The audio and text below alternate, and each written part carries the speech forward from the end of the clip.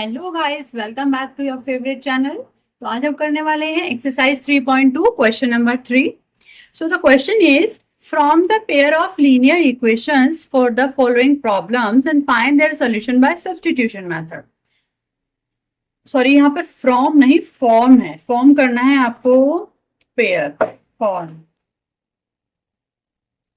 Linear equations हमें given नहीं है, यहाँ पर हमें एक स्टेटमेंट गिवन है, कुछ स्टेटमेंट यहाँ क्वेश्चन में गिवन है।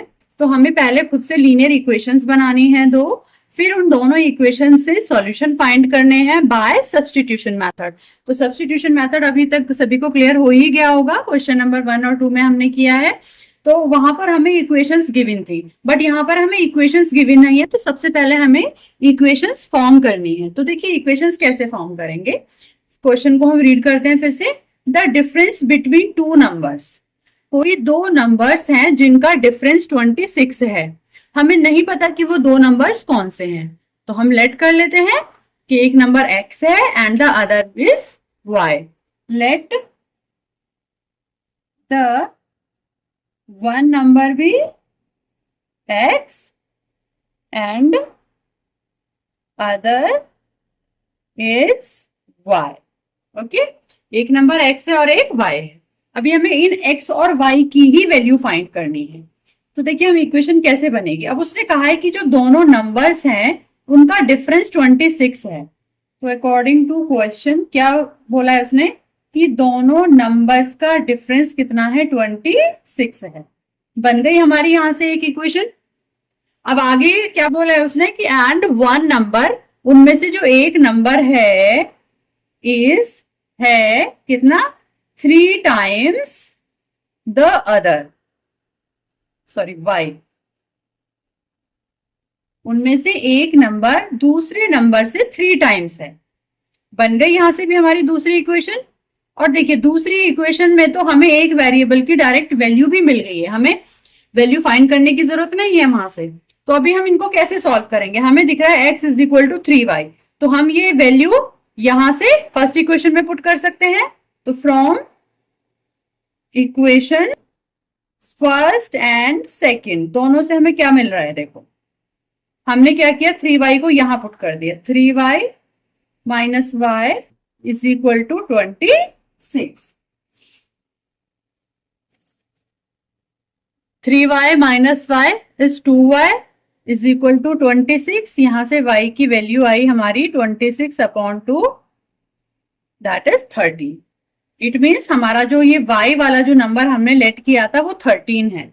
अब हमें x की वैल्यू फाइंड करनी है। तो फ्रॉम इक्वेशन सेकेंड इक्वेशन से फाइंड कर सकते हैं हम y की जो हमारी वैल्यू 13 आई है उसको हम यहाँ पुट कर लेते हैं।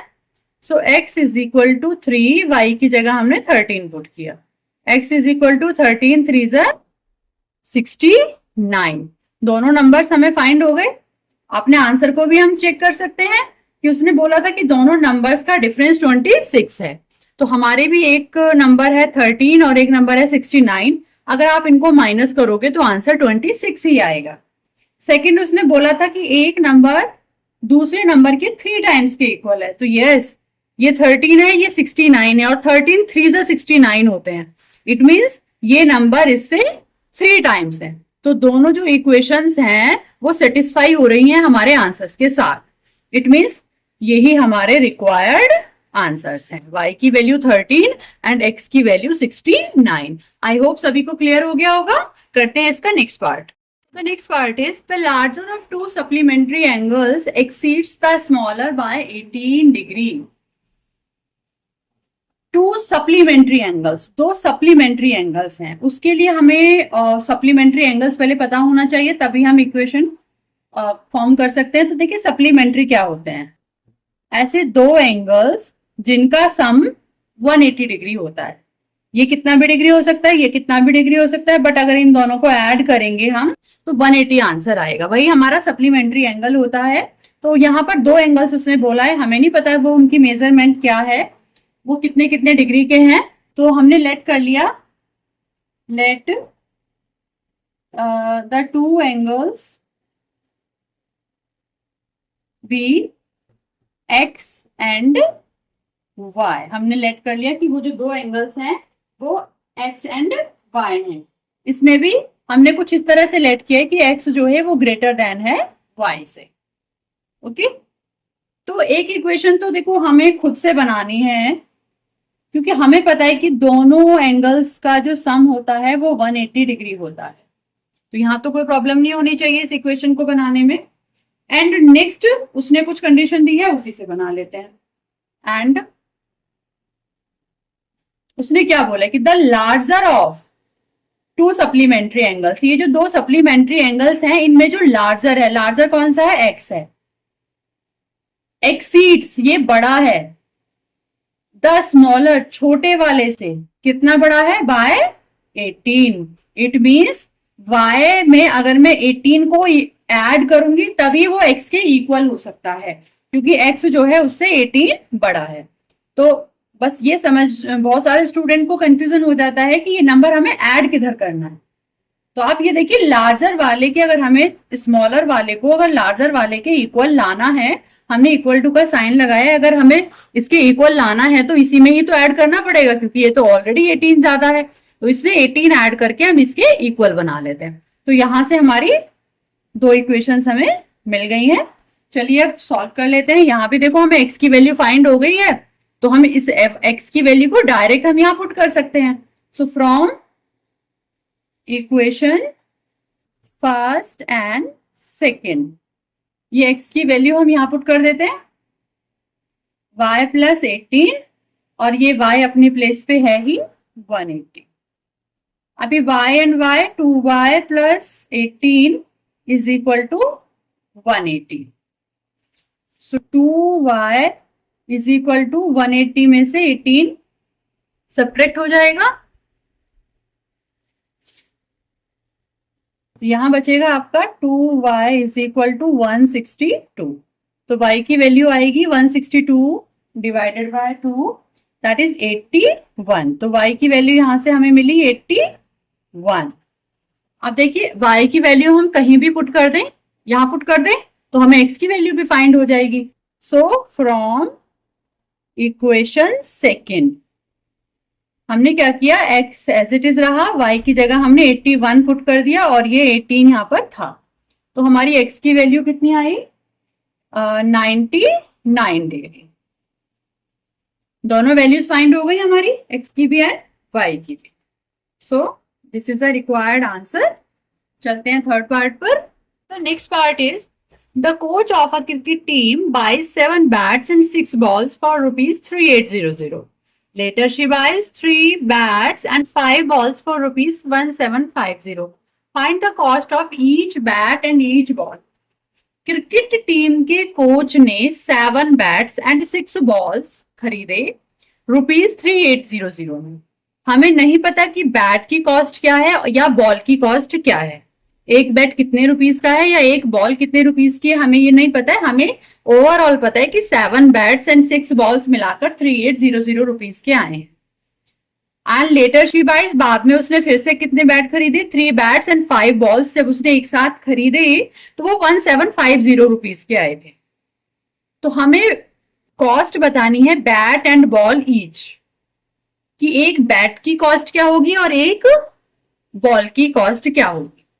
तो जो चीज हमें फाइंड करनी होती है पहले हम उसी को लेट कर लेते हैं। Let the cost of one bat, let the cost of one bat and one ball be rupees x and y respectively.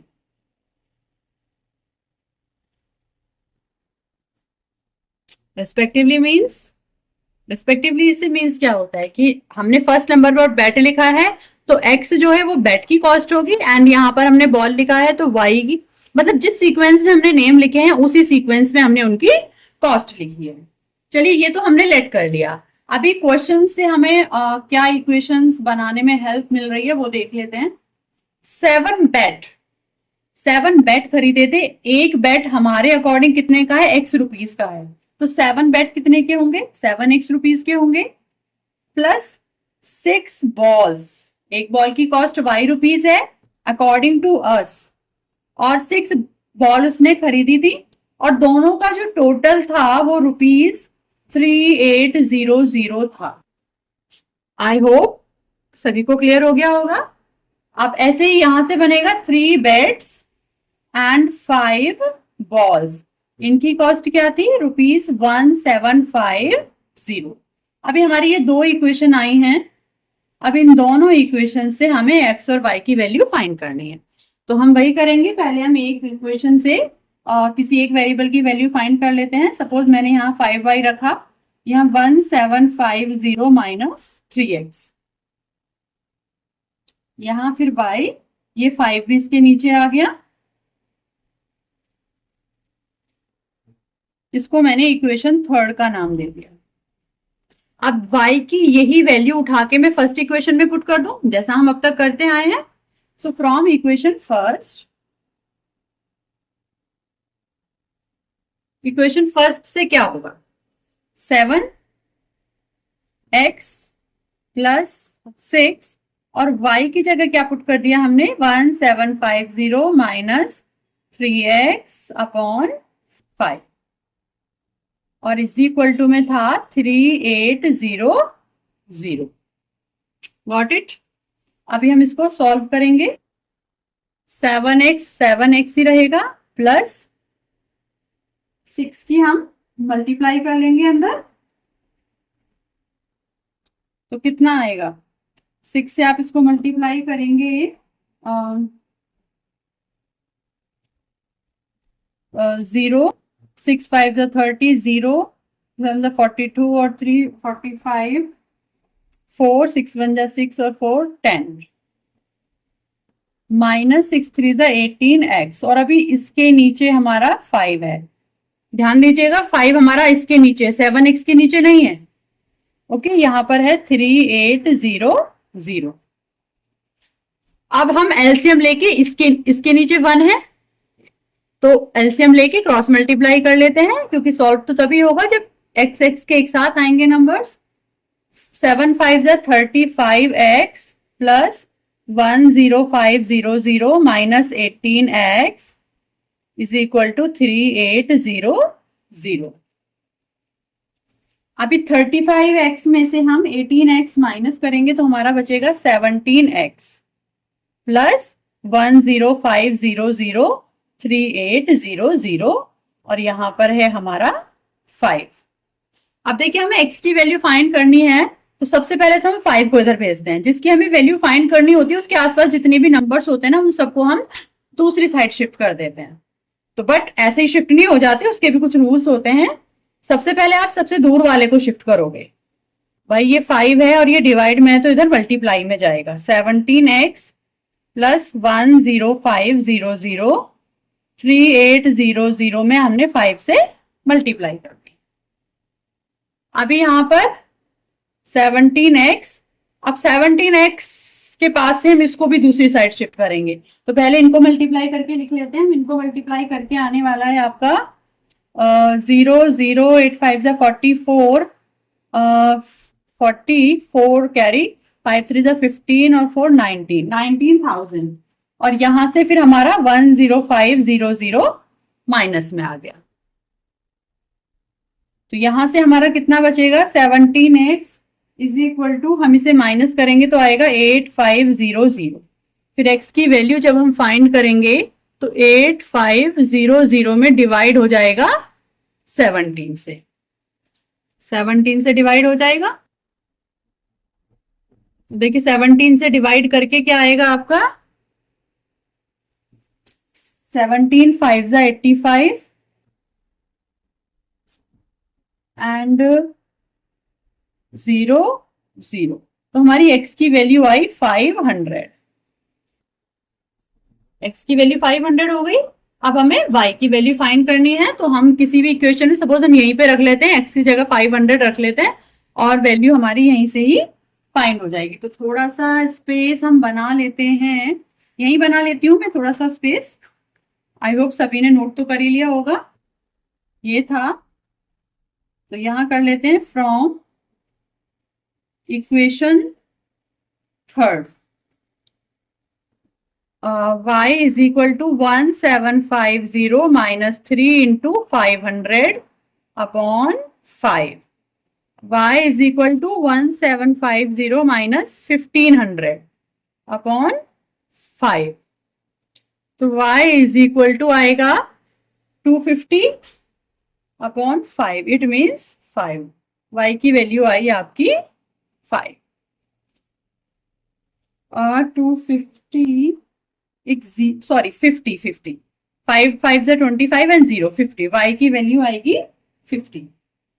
So the cost of one bat, हमने x लेट किया था, तो इट मीन्स वन बैट की cost है 500 rupees and one ball की cost है आपका 50 rupees. I hope सभी को क्लियर हो गया होगा। 50 रुपीज, हम अपने आंसर में रुपीज लगा देते हैं यहाँ पर। ओके, चलते हैं नेक्स्ट पार्ट पर। So the next part is the taxi charges in a city consist of a fixed charge together with the charge of for the distance covered. एक टैक्सी एक सिटी में टैक्सी के जो charges हैं वो कुछ इस तरह से हैं कि कुछ तो उसका फिक्स चार्ज है कि भाई इतना तो वो लेगा ही लेगा आपसे, चाहे आप 2 कदम पे ही उतर जाएं, इतना तो वो फिक्स आपसे लेगा। उसके बाद वो आपके डिस्टेंस के अकॉर्डिंग आपसे लेगा कि आपने कितने किलोमीटर डिस्टेंस ट्रेवल की है, उसके अकॉर्डिंग वो आपसे लेगा। आगे रीड करते हैं। For a distance of 10 kilometre the charge paid is ₹105। अगर आप 10 किलोमीटर जाते हैं तो आपसे चार्ज किया जाएगा ₹105। ये 10 किलोमीटर्स के लिए है। बाकी कुछ जो उसका फिक्स चार्ज है वो तो आपसे लेगा ही लेगा, बाकी आपके 10 किलोमीटर के लिए वो आपसे ₹105 लेगा। And for a journey of 15 kilometre, अगर आप 15 किलोमीटर की जर्नी करते हैं तो आपसे वो लेगा 155 रुपीज। तो what are the fixed charges, पहले तो आपको वो फिक्स चार्ज क्या है उसका वो फाइंड करना है एंड चार्ज पर किलोमीटर, और फिर वो पर किलोमीटर क्या चार्जेस ले रहा है। पहले उसने फिक्स चार्ज लिया, फिर वो एवरी 1 किलोमीटर क्या चार्ज वो पे कर ले रहा है वो। So how does a person have to pay for travelling a distance of 25 kilometre. अगर एक पर्सन 25 किलोमीटर की डिस्टेंस ट्रेवल करता है तो उसको कितना पे करना होगा। तो सबसे पहले वो जो फिक्स्ड चार्ज है, हमें नहीं पता वो फिक्स्ड चार्ज क्या है, तो हम उसको लेट कर लेते हैं। Let the fixed charge of taxi, let the fixed charge of taxi be x. Fixed charge जो है वो x है एंड द रनिंग चार्जेस भी, and the running charges be ₹y, ₹y पर किलोमीटर।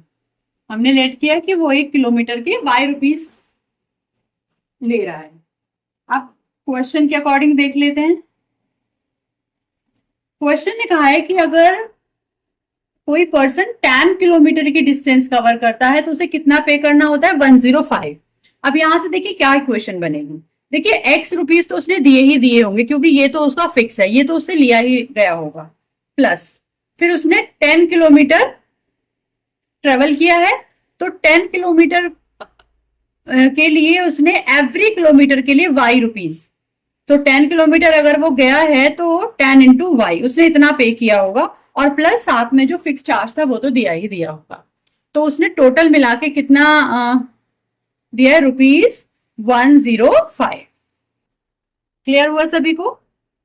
अभी और दूसरी जर्नी है जो 15 किलोमीटर। अगर वो 15 किलोमीटर की जर्नी करता है तो x तो वो देगा ही देगा और 15y, तो उसने टोटल कितना दिया, ₹155। आ गई यहां से हमारी 2 इक्वेशंस। अब चलिए हमें बस क्या है, हमें x और y की वैल्यू फाइंड करनी है। ऐसे ही करेंगे जैसे हम करते आए हैं, यहाँ से कहीं से भी हम फाइंड कर सकते हैं। सपोज यहाँ से मैंने फर्स्ट इक्वेशन से किया, फ्रॉम इक्वेशन फर्स्ट इक्वेशन से मैंने x को इधर ही रखा और 105 माइनस 10y, इसको मैंने इधर भेज दिया। आप सेकंड से भी कर सकते हैं, आप किसी से भी वैल्यू फाइंड कर सकते हैं। तो मैंने इक्वेशन फर्स्ट से x की वैल्यू फाइंड कर ली। अब ये जो मैंने x की वैल्यू यहां से फाइंड की है उसको मैं सेकेंड इक्वेशन में रख दूं। From equation second, equation second से क्या होगा, x की जगह मैंने पुट कर दिया ये 105 माइनस 10y प्लस 15y यहाँ ऑलरेडी है और यहां पर है 155 105।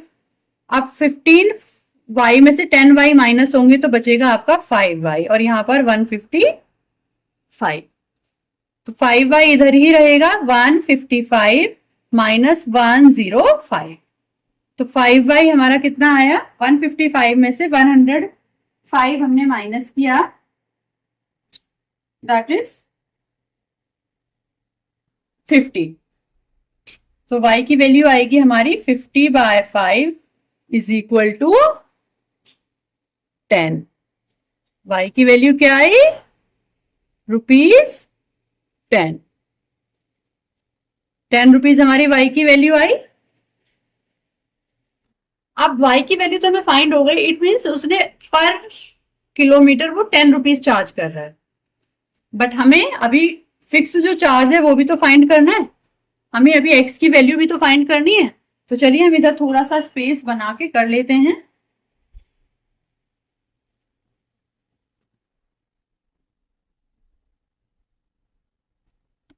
हमने ये था, यहाँ पर हमारी एक इक्वेशन बनी हुई थी, जो हमारी थर्ड इक्वेशन बनी हुई थी, x is equal to 105 minus 10y, ये हमारी एक इक्वेशन थी यहाँ पर जो हमने वैल्यूज निकाली थी, और यहीं पे आकर हम एवरी क्वेश्चन में वैल्यू पुट करते हैं। तो चलिए यहाँ पर हम y की जगह 10 रुपीज पुट कर देते हैं। तो x is equal to 105 minus 10 और y की जगह भी हमने 10 पुट कर दिया, 10 10 100, तो x is equal to ₹5। It means 5 rupees उसके फिक्स हैं, 5 रुपीज तो भाई वो लेगा ही लेगा, और जो उसका रनिंग चार्ज है वो ₹10 है। x और y की तो वैल्यू फाइंड हो गई है हमारी, लेकिन अभी उसने क्वेश्चन में आगे भी कुछ पूछा है। क्वेश्चन में उसने पूछा है कि अगर कोई पर्सन 25 किलोमीटर ट्रेवल करता है तो उसे कितना पे करना होगा। So for travelling 25 kilometre, for travelling 25 kilometre total charge कितना होगा, टोटल चार्ज देखिए कितना होगा, x तो वो देगा ही देगा, प्लस 25 किलोमीटर जा रहा है और y के रेट से जा रहा है, तो उसे इतना पे करना होगा।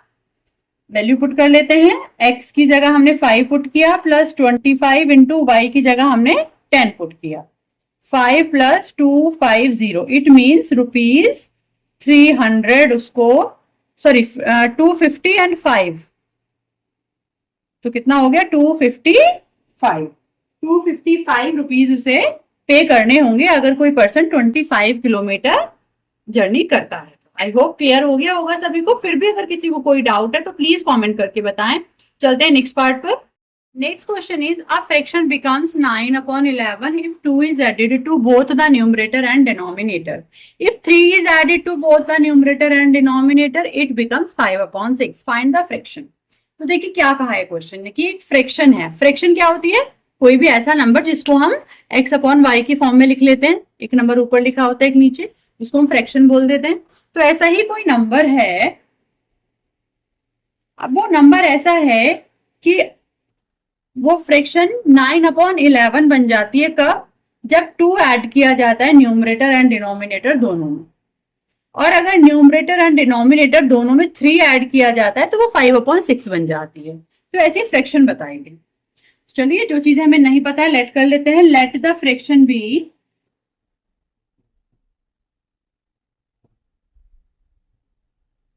x/y, x/y की फॉर्म में फ्रैक्शन होती है। अभी अकॉर्डिंग टू क्वेश्चन, जो क्वेश्चन ने कहा है चलिए उसके अकॉर्डिंग हम इक्वेशन फॉर्म कर लेते हैं।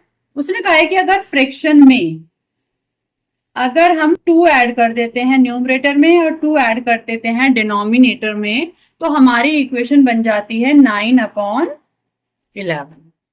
ठीक। और अगर दोनों में हम 3 ऐड कर देते हैं तो हमारी इक्वेशन बनती है 5/6। दो इक्वेशन बन गई हमारी। बट अभी भी क्या प्रॉब्लम है? प्रॉब्लम कुछ नहीं है, बस थोड़ा सा हमें टिपिकल इसलिए लग रहा है क्योंकि ये अपॉन में आ रहा है। तो क्रॉस मल्टीप्लाई कर ले, हम इसको क्रॉस मल्टीप्लाई करके इनको सीधा कर लेते हैं। कैसे? देखो 11 की मल्टीप्लाई इधर की, 11 की x+2 में की, और यहां से 9 की मल्टीप्लाई की y+2 में। यहां से बना हमारा 11x + 22, 9y+18।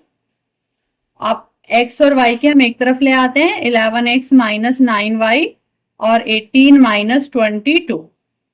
सो 11x - 9y = -4। ये हमारी एक इक्वेशन।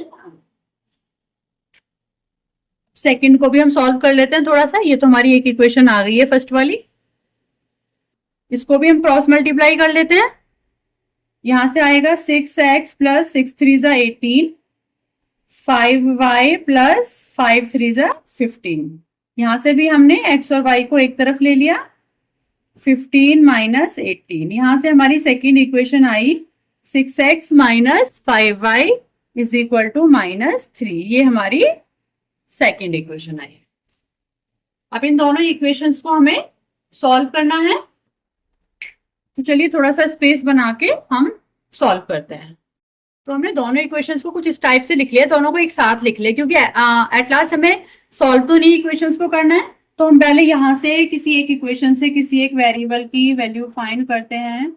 तो मैं सेकेंड इक्वेशन से करती हूँ। 5y को मैं इधर ले गई तो ये पॉजिटिव हो गया, और ये 6x + 3। हम कोशिश करते हैं कि चीजें हमारी पॉजिटिव रहें। y = 6x + 3/5। ये हमारी y की वैल्यू आ गई। अब यही y की वैल्यू हम उठा के फर्स्ट इक्वेशन में पुट कर देते हैं।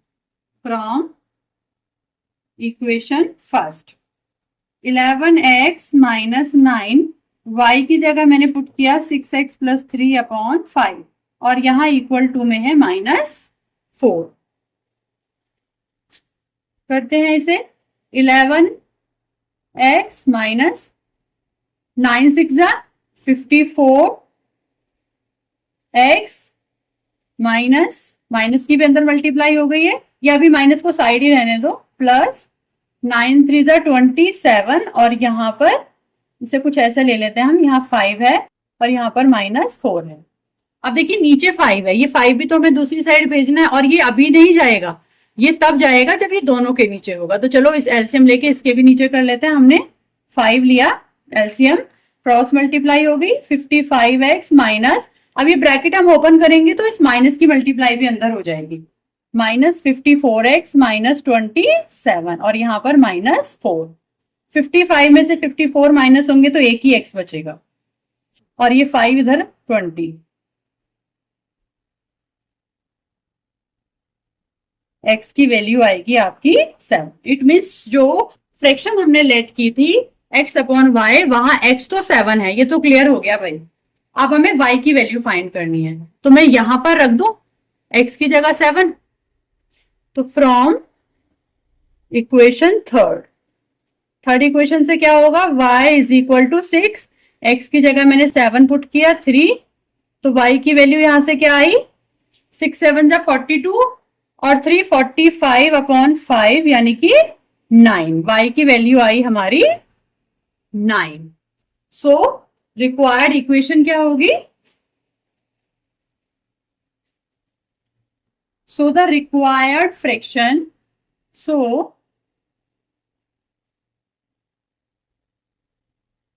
जो हमारी फ्रैक्शन थी जिसको हमने क्या लेट किया था, x/y लेट किया था, वो एक्चुअल में कितनी है, x की जगह 7 है और y की जगह 9 है। क्लियर हो गया होगा सभी को। चलते हैं नेक्स्ट पार्ट पर। Next part is 5 years hence, अब से 5 साल बाद, द एज ऑफ जैकब की एज विल बी 3 टाइम्स हो जाएगी दैट ऑफ हिज सन, अपनी सन की एज के 3 टाइम्स के इक्वल हो जाएगी। हमें नहीं पता कि जैकब की अभी प्रेजेंट में एज क्या है या उसके सन की अभी प्रेजेंट में एज क्या है, हमें बस इतना पता है कि अब से 5 इयर्स के बाद जैकब की जो एज होगी वो अपने सन की एज के 3 टाइम्स के इक्वल होगी। एंड दूसरी हिंट उसने दी है कि 5 इयर्स एगो, अब से 5 साल पहले, मतलब अभी हम प्रेजेंट की बात कर रहे हैं, प्रेजेंट में हैं हम, तो अब से 5 साल पहले जैकब की जो एज थी was 7 times that of his सन, अपने सन की एज के 7 टाइम्स के इक्वल। कुछ कुछ हिंट्स दिए हैं उसने हमें, इनसे ही हम इक्वेशन फॉर्म करेंगे और फिर हमें क्या बताना है, what are their present ages, कि उनके अभी प्रेजेंट एज क्या है। तो चलिए पहले हम लेट कर लेते हैं, let the present age, let the present age of Jacob be x years and the present age of Jacob's son be y years। Let कर लिया हमने दोनों को। अब हम क्वेश्चन की जो कंडीशंस है उनको देख लेते हैं एक बार। पहले तो देखिए, हम जब भी एज वाले क्वेश्चन आते हैं तो आपको एक चीज हमेशा ध्यान रखनी है, ये कुछ कंडीशन जो दिए रखते हैं कि अब से 5 साल पहले एज ऐसी थी या 3 साल बाद एज ऐसी होगी, उस सबको लिखने से पहले हमें हमारे अकॉर्डिंग एज कितनी होगी पहले उसको लिखते हैं हम हमेशा। तो देखिए 5 इयर्स हेंस, 5 इयर्स हेंस, 5 साल बाद पहले हमारे अकॉर्डिंग क्या होगी हम वो लिख लेते हैं। देखिए जैकब की एज कितनी होगी, जैकब एज अभी एक्स है ना, तो अब से 5 साल बाद कितनी हो जाएगी, एक्स प्लस 5 इयर्स हो जाएगी। ये हमारे अकॉर्डिंग है, अभी उसी के कंडीशंस को नहीं हम पढ़ रहे हैं। और जैकब के सन की एज कितनी हो जाएगी, जैकब्स सन एज, सन की एज कितनी हो जाएगी, अभी वाई है तो उसकी भी 5 इयर्स में 5 इयर्स ही बढ़ेगी भाई, तो उसकी भी एज कितनी हो जाएगी, y प्लस 5 हो जाएगी। ये तो हमारे अकॉर्डिंग है। अब चलिए हम 5 इयर्स एगो, अब 5 इयर्स एगो का भी देख लेते हैं हम। 5 साल पहले कितनी थी, 5 इयर्स। अब देखिए 5 साल पहले हम अपने अकॉर्डिंग लिख लेते हैं, जैकब की एज कितनी होगी, अभी उसकी प्रेजेंट एज x है, तो 5 साल पहले तो 5 साल कम होगी ना, x माइनस 5 होगी अब से 5 साल पहले तो। एंड सन की एज कितनी होगी, उसकी अभी y है प्रेजेंट एज, तो उसकी भी 5 इयर्स कम होगी। तो ये तो हमारे अकॉर्डिंग एज निकली है। अब हम उसकी भी कुछ कंडीशंस पढ़ लेते हैं। उससे पहले हमें थोड़ा सा स्पेस बनाना पड़ेगा, तो चलिए हम स्पेस बना लिया है हमने, और स्पेस बनाने में हमारा क्वेश्चन भी थोड़ा सा इरेज हो गया है। तो यहां पर हमारा क्या था, of his son, second question हम कंप्लीट कर लेते हैं। What are their present ages. चलिए यहां से हम इक्वेशन फॉर्म करते हैं। अब हम क्वेश्चन की जो कंडीशंस है उनको एक बार रीड कर लेते हैं। 5 इयर्स हेंस, 5 साल पहले जो जैकब की एज थी, जैकब की जो एज थी, तो 5 साल पहले जैकब की एज क्या थी, x प्लस 5 थी, हमारे अकॉर्डिंग इतनी थी ना। चलो वो क्या कह रहा है वो भी सुन लेते हैं। उसने कहा है कि जैकब की जो 5 साल बाद जो, सॉरी 5 साल पहले नहीं, 5 साल बाद जो एज होगी वो किसके इक्वल होगी, 3 टाइम्स दैट ऑफ हिज सन, अपनी सन के एज के 3 टाइम्स के इक्वल होगी। ओके, तो इसलिए हमने अपने अकॉर्डिंग पहले निकाली थी, जिससे कि हम यहाँ पर पुट कर सकें। यहां से हमारी इक्वेशन बन जाएगी, बना लेते हैं। ये x प्लस 5 रहेगा, ये हो जाएगा 3y प्लस 15। यहां से x, 3y को हम इधर माइनस में ले आए और 15 माइनस में 5 जाएगा यहाँ पर, तो आएगा 10। ये आपकी फर्स्ट इक्वेशन हो गई। फिर थोड़ा सा हम स्पेस यहाँ बढ़ाकर, क्योंकि अब हमें इसका यूज भी नहीं रहा, इससे हमने इक्वेशन फॉर्म कर ली है, अब एक दूसरी इक्वेशन फॉर्म कर लेते हैं। 5 years ago, अब से 5 साल पहले जो जैकब की एज थी, ये जो x माइनस 5 थी, किसके इक्वल थी? 7 टाइम्स थी अपने सन की एज के। Got it? तो यहां पे हम मल्टीप्लाई कर लेते हैं। x माइनस 5, 7y माइनस 35, इनको हम एक साइड ले आए, माइनस का 35 है, 5 यहाँ प्लस में आया। अब इसको भी हम इरेज कर देते हैं क्योंकि इसका भी हमने काम कर लिया है, ये इसकी हमें जहां पर नीड थी हमने वैल्यूज पुट कर ली हैं। सो x माइनस 7y, ये हमारा बचेगा माइनस 30। ये हो गई हमारी सेकेंड इक्वेशन। तो चलिए जो काम हम करते हैं वही कर लेते हैं। हमने x को यहीं रखा, माइनस 30 प्लस 7y, यहां से हमने x की वैल्यू फाइंड कर ली, इसको हमने दे दिया थर्ड इक्वेशन। आप यहां से हमने ये वैल्यू कहां पर रख दी? फर्स्ट में रख दी, क्योंकि हमने सेकंड से फाइंड किया ना, तो फर्स्ट में रखेंगे। So from equation first, x की जगह हमने क्या पुट किया? माइनस 30 प्लस 7y, और ये माइनस 3y अपने प्लेस पर रहा, और यहां पर क्या है? 10। अब minus 30, 7y minus 3y, that is 4y, plus 4y is equal to 10। 4y is equal to 10 plus 30, 4 by 40, y कितना आ गया आपका? 4 डिवाइड में जाएगा तो 10। 10 years, इट मीन्स उसका जो बेटा है, अभी उसकी जो प्रेजेंट एज है वो 10 years है। अब उसके बेटे की एज मीन्स y की वैल्यू हम यहां रख देते हैं from equation third. x is equal to minus 30 plus 7, y की जगह हमने रख दिया 10। x is equal to minus 30 plus 70, x is equal to 70 minus 30, 40। It means father की जो एज है, फादर मीन्स जैकब, जैकब की जो प्रेजेंट एज है वो हमारी 40 years है, एंड सन की जो प्रेजेंट एज है वो 10 years। Got it? सभी को क्लियर हो गया होगा? तो आज के लिए इतना ही, मिलते हैं नेक्स्ट वीडियो में नेक्स्ट एक्सरसाइज के साथ। तब तक के लिए bye bye and take care.